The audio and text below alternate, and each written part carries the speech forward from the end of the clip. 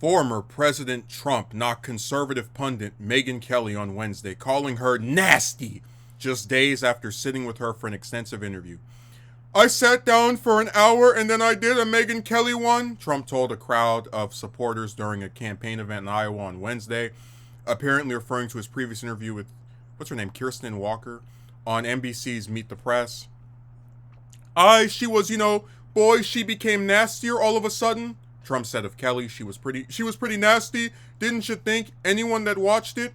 During an interview with Kelly, which was released last week, the pundit pressed the former president over his handling of classified documents after leaving the White House.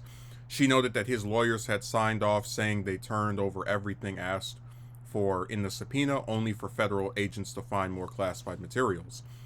"I don't know what the timing is. Again, I have to check," Trump said. "I just don't know the timing. All I know is I'm allowed to have those documents." "But once you get a subpoena, you have to turn them over," Kelly responded. "I don't even know that because I have the right to have those documents. So I don't really know that," Trump said. Feuds between Trump and Kelly are nothing new. The most notable clash between the two came when Kelly was a host on Fox News and moderating a Republican debate in 2015. After reaching to questions, I don't want to do this history lesson thing. After asking a question she had asked about his comments on women during the debate, Trump infamously said, "You could see that." I'm not reading that. Kelly, who has since left Fox and launched a podcast and YouTube show, said recently the beef between her and Trump is a thing of the past. All that nonsense between us under the bridge, and he could not have been more magnanimous," she said of one recent informal meeting with the former president. Trump is the front runner for the GOP nomination and does not plan to attend next week's second Republican primary debate, citing his large lead in most polls. So this is my thing. I watched the interview. I would say that Kelly was, again, mostly fair to him. And I really don't know what he's talking about. But here's the bigger issue for me. I've called his supporters a cult in the past.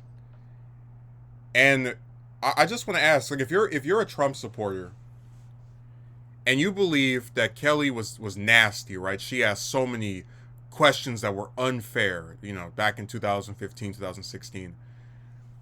Doesn't Trump look like an idiot for going and interviewing once again with someone that he already in the past said was not fair to him? Like, if she's so unfair, so toxic, so nasty as he's saying, wouldn't he just try to stay away from doing any more interviews with her?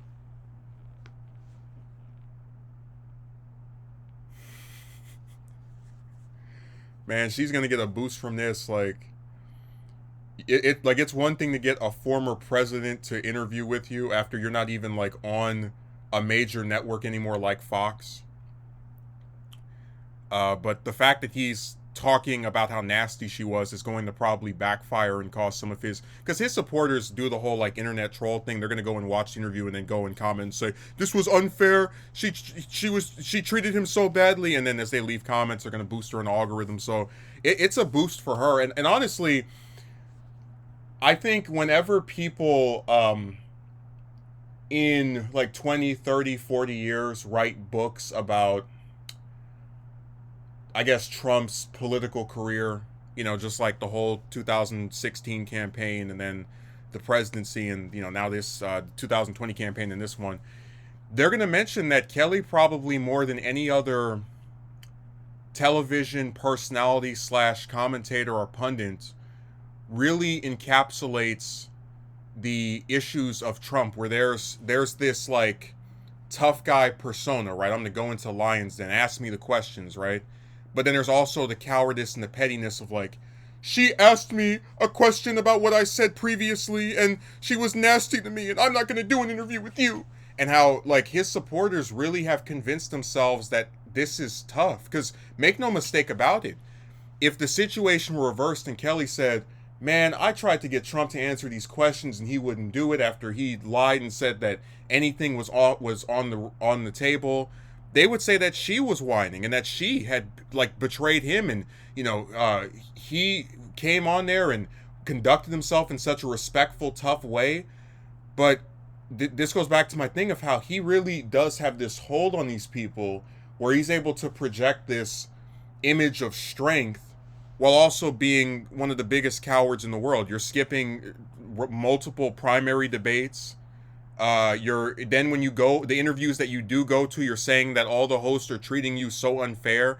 I mean, it's really insane that these people tolerate this, but I mean, hey, he's the Republican frontrunner, so I guess the cult has spoken.